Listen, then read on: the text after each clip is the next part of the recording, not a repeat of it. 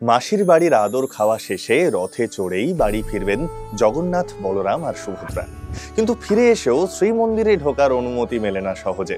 তার জন্য 3 দিন অপেক্ষা করতে হবে রথেই। কেন রয়েছে এমন নিয়ম? প্রভু মাসির বাড়ি গুন্ডিচা মন্দিরে গেলে পুরীর শ্রীমন্দিরের গর্ভগৃহ শূন্য হয়ে যায়। দেবী লক্ষ্মীও হয়ে পড়েন একা। এই কদিন প্রভুর সঙ্গে দেখা সাক্ষাৎ হয় না একেবারেই। তাই জগন্নাথ দেবের উপর ভারী অভিমান হয় দেবীর।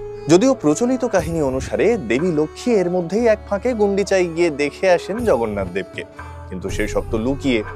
দেবীর সঙ্গে প্রভু জগন্নাথ দেবের সামনাসামনি সাক্ষাৎ হওয়ার কথা থাকে উল্টো রথের দিন, কিন্তু দেবী তো তখন রীতিমতো গোঁসা করে বসে আছেন। তাই ফিরে এসেও মূল মন্দিরে সরাসরি প্রবেশের অনুমতি পান না জগন্নাথ দেব। উল্টো রথের পরের দিন দ্বাদশীতে হয় অধরপনা। রীতি মেনে এই দিন জগন্নাথ দেবকে খাওয়ানো হয় বিশেষ এক শরবত।